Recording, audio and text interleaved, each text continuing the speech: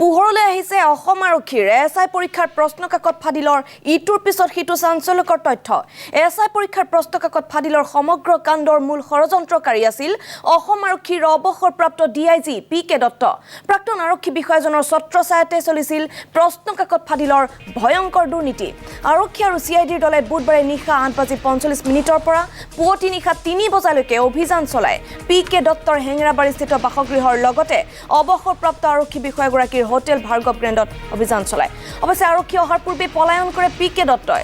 দত্তৰ সন্ধানত আৰক্ষী আৰু চিআইডিয়ে অব্যাহত ৰাখিছে অভিযান কালত আৰক্ষীয়ে 5 কেজি ওজনৰ সোণৰ গহনাৰ লগতে বহু আপত্তিজনক নথি-পত্ৰও জব্দ কৰিছে।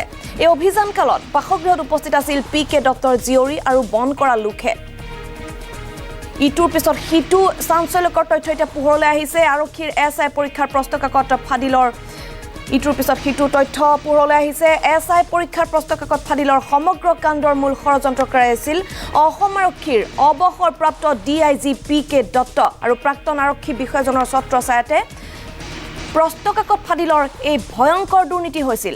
আৰক্ষী আৰু চিআইডি দলে বুধবাৰে নিশা 8:45 পৰা পুৱতি নিশা 3 বজালৈকে অভিযান চলায় পি.কে. দত্তৰ হেঙেৰাবাৰীস্থিত বাসগৃহৰ লগতে অৱসৰপ্ৰাপ্ত আৰক্ষী বিষয়াগৰাকীৰ হোটেল ভাৰ্গৱ গ্ৰেণ্ডত। অৱশ্যে আৰক্ষী অহাৰ পূৰ্বে পলায়ন কৰে পি.কে. দত্তই আৰু দত্তৰ সন্ধানত আৰক্ষী আৰু চিআইডিয়ে অব্যাহত ৰাখিছে অভিযান। আৰু এই অভিযান কালত আৰক্ষীয়ে 5 কেজি ওজনৰ সোণৰ গহনাৰ লগতে বহু আপত্তিজনক নথি-পত্ৰও জব্দ কৰিছে। এই অভিযান কালত বাসগৃহত উপস্থিত আছিল পি.কে. দত্তৰ জীয়ৰী আৰু বন কৰা লোকে।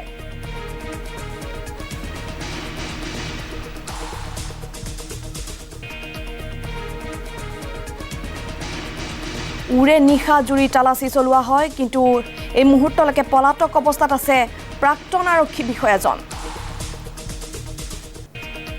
আমি কিছু ভিজুৱেলছ আপোনালোকক দেখুৱাইছোঁ।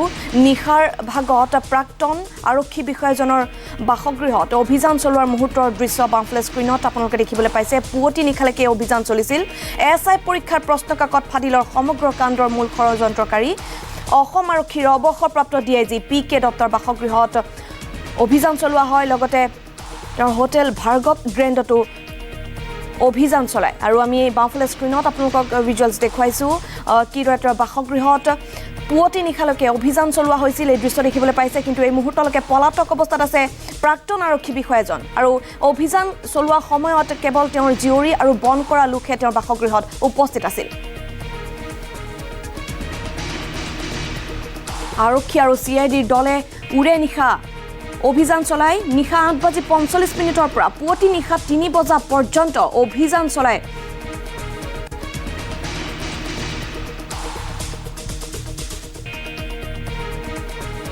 পাইছে নে নাই কিবা? পাইছে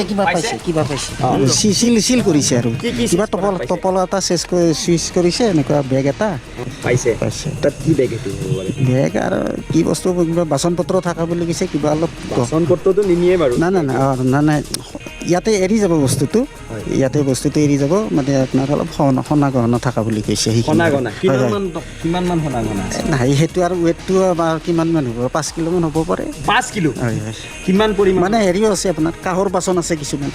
সোণা গহনাও আছে তাত 5 কিলো? নহয় কাঁহৰ বাচনে এটি টোটেল হ'ব পাৰে সিমান। তেখেত আছে নে নাই বৰ্তমান? নাই। তেখেতৰ পৰিবাৰো নাই। কোন আছে এতিয়া ঘৰত? ছোৱালী আছে আৰু ছোৱালী, ডাঙৰ ছোৱালী আছে। আৰু জোৱাই আছে?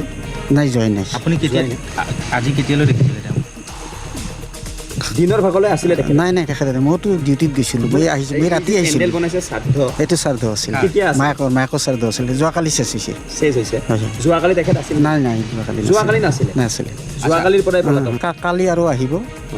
কালি আহি পেলাই ময়ো থাকিব লাগিব, এইবিলাক মানে চাব। আৰু আজি কাগজ পত্ৰ চাইছে আৰু, কিন্তু পোৱা নাই, কিন্তু মই পোৱা দেখা নাই। উল্লেখযোগ্য যে APSC কেলেংকাৰীৰ দৰে প্ৰশ্নকাকত ফাদিল কৰি অসাধু প্ৰাৰ্থীক ৱাক অভাৰ দিয়াৰ ষড়যন্ত্ৰ ৰচিত হৈছিল এছআই পৰীক্ষাটো। তাৰ বাবে 20 ছেপ্টেম্বৰৰ এছআই পৰীক্ষাৰ পূৰ্বে 19 ছেপ্টেম্বৰত মহানগৰী থেংক ইউ লজত অনুষ্ঠিত হৈছিল পৰীক্ষা। 50জন প্ৰাৰ্থীয়ে হোটেলতে হাতে লিখা প্ৰশ্নকাকতেৰে কৰিছিল পৰীক্ষাৰ আখৰা।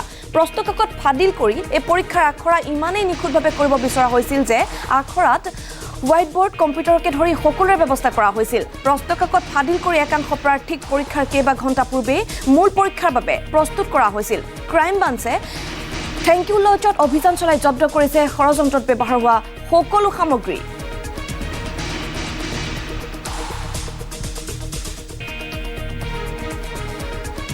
গণেশগুৰি লজৰ পৰা কাৰ্বি আংলঙৰ খেৰণিলৈকে বিস্তাৰিত হৈ আছিল এই ষড়যন্ত্ৰ আৰক্ষীয়ে ইতিমধ্যে গ্ৰেপ্তাৰ কৰিছে এছআই পৰীক্ষাৰ 2 পৰীক্ষাৰ্থী হীৰক জ্যোতি বৰুৱা কুশল দাসৰ লগতে মধ্যস্থতাকাৰী জুৱমী ব্ৰহ্মৰ লগতে মুঠ 11 জন লোকক গ্ৰেপ্তাৰ কৰা হৈছে বিজেপি নেতা দিবন ডেকা থেংক ইউ লজৰ স্বত্বাধিকাৰী প্ৰাঞ্জল শৰ্মা অলকেশ বৈশ্য বিমল থাপা আৰু প্ৰণৱ বৰাক লগতে গুৱাহাটীৰ জ্যোতিনগৰৰ পৰা গ্ৰেপ্তাৰ কৰিছে প্ৰণৱ জ্যোতি শৰ্মাক তাতোকৈ চাঞ্চল্যকৰ কথাটো হৈছে প্ৰণৱ জ্যোতি শৰ্মাৰ বাসগৃহৰ পৰা উদ্ধাৰ কৰা হৈছে জলসিঞ্চন গ্ৰামোন্নয়ন বন বিভাগকে ধৰি বিভিন্ন বিভাগৰ প্ৰশ্নকাকত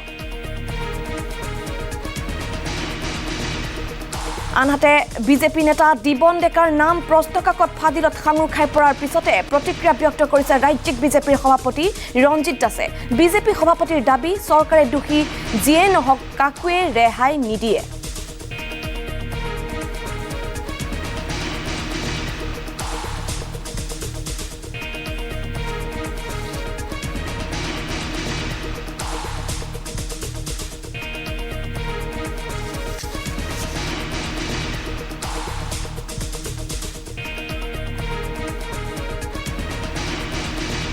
আৰক্ষীৰ এছআই পৰীক্ষাৰ ইটোৰ পিছত সিটো চাঞ্চল্যকৰ তথ্য এতিয়া পোহৰলৈ আহিছে এছআই পৰীক্ষাৰ প্ৰশ্নকাকত ফাদিলৰ মূল ষড়যন্ত্ৰকাৰী প্ৰাক্তন আৰক্ষী বিষয়া PK দত্ত ইতিমধ্যে পলাতক হৈ আছে আৰু কালি নিশা হেঙাৰবাৰীস্থিত PK দত্তৰ বাসগৃহত ক্ৰাইম ব্ৰাঞ্চ আৰু CIDয়ে অভিযান চলায় নিশা 8:45 পৰা পুৱতি নিশা 3 বজা পৰ্যন্ত অভিযান চলোৱা হয় তেওঁৰ বাসগৃহত লগতে প্ৰাক্তন আৰক্ষী বিষয়াগৰাকীৰ হোটেল ভাৰ্গৱ গ্ৰেণ্ডতো অভিযান চলায় আৰক্ষী আৰু CIDয়ে আৰু ইতিমধ্যে আমি আপোনালোকক জনাইছোঁ বিজেপি নেতা দিবন ডেকাৰ নাম প্ৰশ্নকাকত ফাদিলত সাঙুৰ খাই পৰাৰ পিছতে প্ৰতিক্ৰিয়া ব্যক্ত কৰিছে ৰাজ্যিক বিজেপিৰ সভাপতি ৰঞ্জিত দাসে আৰু বিজেপি সভাপতিৰ দাবী চৰকাৰে দোষী যিয়ে নহওক কাকোৱে ৰেহাই নিদিয়ে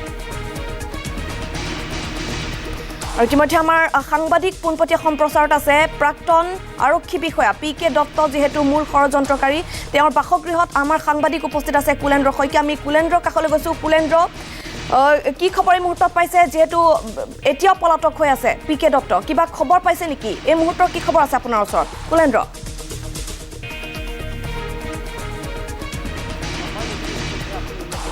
যে 9জনকৈ লোকক ইতিমধ্যে CID আৰু ক্ৰাইম ব্ৰাঞ্চে তেখেতসকলক গ্ৰেপ্তাৰ কৰিছে আৰু বহু সংখ্যক লোকক আটক কৰি থৈ দিছে সোধপোছৰ বাবে আৰু এইবাৰ আমি জনাব বিচাৰিছোঁ নিউজ লাইভৰ দৰ্শকসকলক যে নিশা CID আৰু ক্ৰাইম ব্ৰাঞ্চে এইটো বাসগৃহ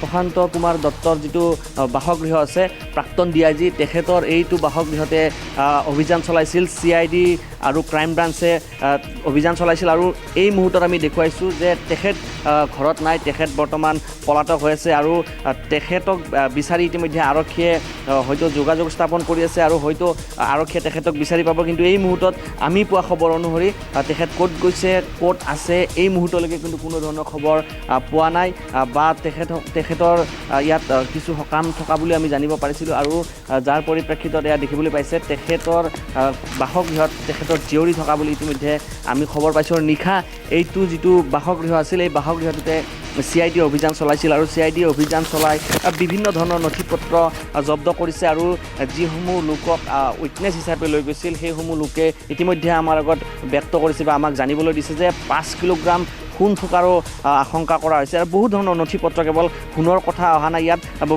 বহু ধৰণৰ নথি পত্ৰ থকাৰ কথা উল্লেখ কৰিছে আৰু আটাইতকৈ গুৰুত্বপূৰ্ণ কথাটো হৈছে যে ৰৌ বৰালি এইবাৰ জালত পৰিছে আৰু প্ৰশান্ত কুমাৰ দত্ত PK দত্ত প্ৰাক্তন DIG আৰু DIGৰ লগত কোন জড়িত হৈছে SI পৰীক্ষাত সেয়া কিন্তু নুই কৰিব নোৱাৰি কাৰণ বহু সংখ্যক লোক যে জড়িত হৈ আছে সেয়া এই মুহূৰ্তত নুই কৰিব নোৱাৰি মেদিনী কাৰণ দেখিবলৈ পোৱা গৈছে যে যিমানে দিন গৈ আছে মুখ্যমন্ত্ৰীয়ে যেতিয়া নিৰ্দেশ দিছিল যে দোষীক কৰায়ত্ব কৰিব লাগে কাৰণ SI পৰীক্ষা যে অনুষ্ঠিত হৈছিল 20 তাৰিখে আপুনি উল্লেখ কৰি গৈ আছে আমি নিউজ লাইভে বাৰ দেখুৱাই গৈ আছোঁ যে 19 তাৰিখে থেংক ইউ লজ গণেশগুৰিস্থিত থেংক ইউ লজত পৰীক্ষাৰ আখৰা কৰা হৈছিল আৰু পৰীক্ষাৰ লজৰ ভিতৰত যি কোঠা আছিল সেই কোঠাত 50জনকৈ পৰীক্ষাৰ্থীক তাত বহিবলৈ দিয়া হৈছিল, পৰীক্ষা দিবলৈ দিয়া হৈছিল।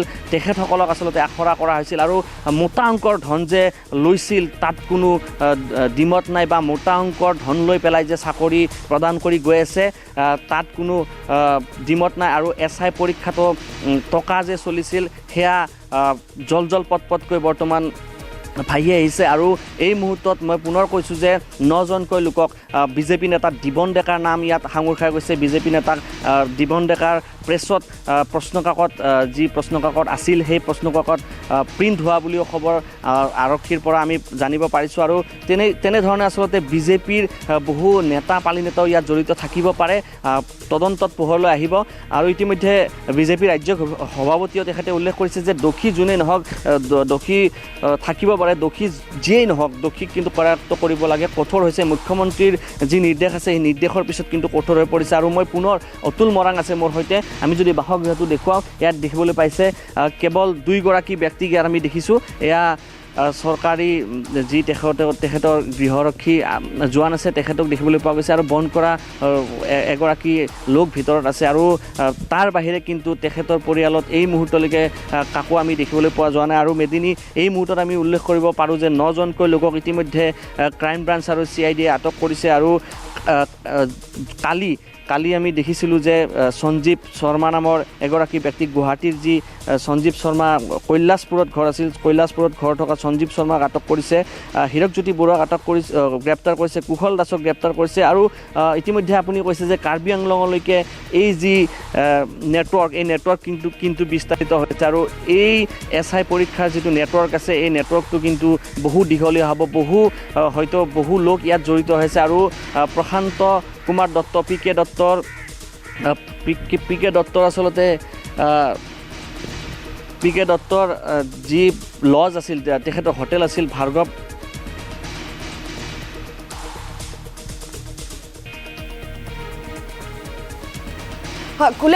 কুলেন্দ্ৰ যিহেতু এটা চৰকাৰী চাকৰিৰ আশা সকলোৱে মনত পুহি ৰাখে, এটা চাকৰি সকলোৱে বিচাৰে, কিন্তু এই ক্ষেত্ৰত দেখিবলৈ পোৱা গৈছে আৰক্ষীৰ যি পৰীক্ষা অনুষ্ঠিত হৈছিল সেই পৰীক্ষাৰ মূল ষড়যন্ত্ৰকাৰী কিন্তু এজন প্ৰাক্তন আৰক্ষী বিষয়া। গতিকে সকলোৰে স্বাভাৱিকতে মুখত এতিয়া এটাই প্ৰশ্ন, দুৰ্নীতি ৰোধৰ বাবে আচলতে আৰক্ষীক ৰখা হয়। আৰু এইখন চৰকাৰে কৈছিলে যে দুৰ্নীতিৰ ক্ষেত্ৰত তেওঁলোকে শূন্য সহনীল হ'ব, কাকো ৰেহাই দিয়া নহ'ব। গতিকে ৰাইজৰ যথেষ্ট আস্থা আছে এই চৰকাৰৰ ওপৰতো। মেদিনী আকাংক্ষা আছিল আৰু যিখন চৰকাৰক ৰাইজে আনিছিল আৰু সকলোৱে বিচাৰিছিল যে এখন নিকা এখন চৰকাৰ হ'ব, আৰু সেই ভাবি পেলাই এই যিখন চৰকাৰ আছে চৰকাৰ আনিছিল। আৰু আমি দেখিছিলোঁ যে APSCৰ যি কেলেংকাৰী আছিল, APSCৰ কেলেংকাৰী আচলতে কেঞ্চাৰৰ দৰে বিয়পি পৰিছিল সমগ্ৰ অসম জুৰি।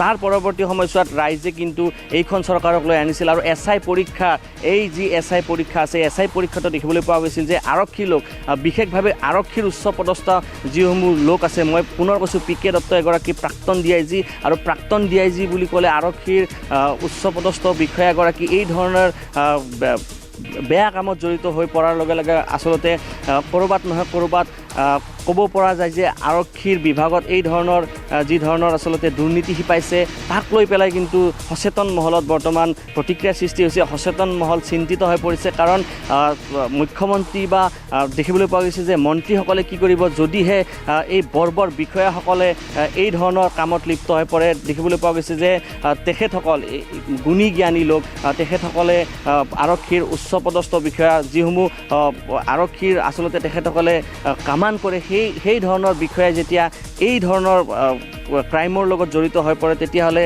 নিশ্চিতভাৱে ক'ব পৰা যায় মেদিনী যে সচেতন মহলত কিন্তু প্ৰতিক্ৰিয়াৰ সৃষ্টি হ'বই, আৰু চিন্তিত হৈ পৰিছে সামগ্ৰিকভাৱে দেখিবলৈ পোৱা গৈছে। আৰু এই মুহূৰ্তত ক'ব পৰা যায় যে সকলো বৰ্তমান চিন্তাত পৰিছে, কাৰণ চৰকাৰী চাকৰি আশা কৰে আৰু বহু নিবনুৱা, মই পুনৰ কৈছোঁ যে বহু নিবনুৱাৰ আশা আছিল, আৰু বহু দুখীয়া লোকে এই যি পৰীক্ষা আছিল পৰীক্ষাত অৱতীৰ্ণ হৈছিল। অৱতীৰ্ণ হোৱাৰ পিছত তেখেতসকলে ভাবিছিল যে মেধাৰ জৰিয়তে এটা চাকৰি ল'ব আৰু পৰৱৰ্তী সময়ছোৱাত দেশক সেৱা হয় কৰিব কুলেন্দ্ৰ এই মুহূৰ্তত আপোনাক ধন্যবাদ জনাইছোঁ পৰৱৰ্তী সময়ত আমি আপোনাৰ ওচৰলৈ পুনৰ যাম অধিক খবৰ সংগ্ৰহ কৰিবলৈ চেষ্টা কৰিম কিন্তু এই মুহূৰ্তৰ খবৰ আমি আপোনালোকক জনাইছোঁ আৰক্ষীৰ এছআই পৰীক্ষাৰ প্ৰশ্নকাকত ফাদিলৰ ইটোৰ পিছত সিটো চাঞ্চল্যকৰ তথ্য এতিয়া পোহৰলৈ আহিছে 11জনকৈ লোকক গ্ৰেপ্তাৰ কৰা হৈছে এছআই পৰীক্ষাৰ প্ৰশ্নকাকত ফাদিলৰ সমগ্ৰ কাণ্ডৰ মূল ষড়যন্ত্ৰকাৰী আছিল অসম আৰক্ষীৰ অৱসৰপ্ৰাপ্ত ডিআইজি PK দত্ত প্ৰাক্তন আৰক্ষী বিষয়াজনৰ ছত্ৰ ছায়াতে চলিছিল প্ৰশ্নকাকত ফাদিলৰ ভয়ংকৰ দুৰ্নীতি আৰক্ষী আৰু CIDৰ দলে বুধবাৰে নিশা 8:45 পৰা পুৱতি নিশা 3 বজালৈকে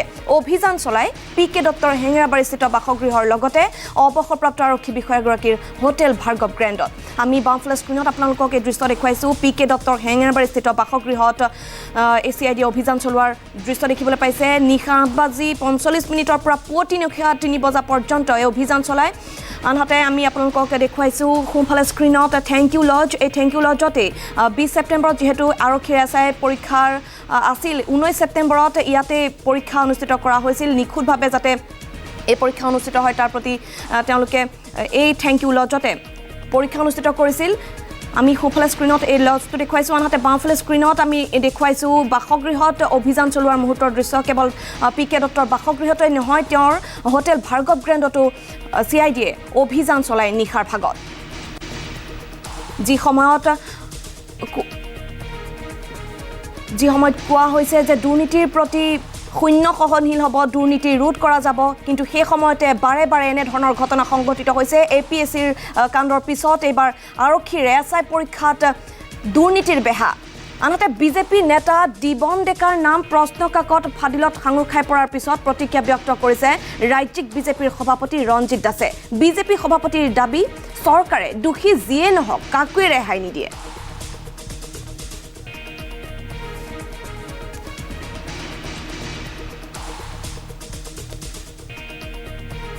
এই যে তৎপৰতাৰ ব্যৱস্থা লৈছে তাৰ কাৰণে আমি অভিনন্দন জনাইছোঁ আৰু আমি আশা ৰাখিছোঁ গৃহ বিভাগে বা আৰক্ষীয়ে অতি শীঘ্ৰে তেওঁলোকক কৰায়ত্ব কৰিবলৈ সক্ষম হ'ব তাত যদি কোনোবা বিজেপিৰো কাৰ্যকৰ্তা আছে তেওঁক আগতে এৰেষ্ট কৰিব লাগে বাকীবোৰক পিছত কৰক বিজেপিৰ যদি কোনোবা আছে তেওঁলোকক আগতে এৰেষ্ট কৰিব লাগে তেওঁলোকৰ বিপক্ষে আগতে ব্যৱস্থা ল'ব লাগে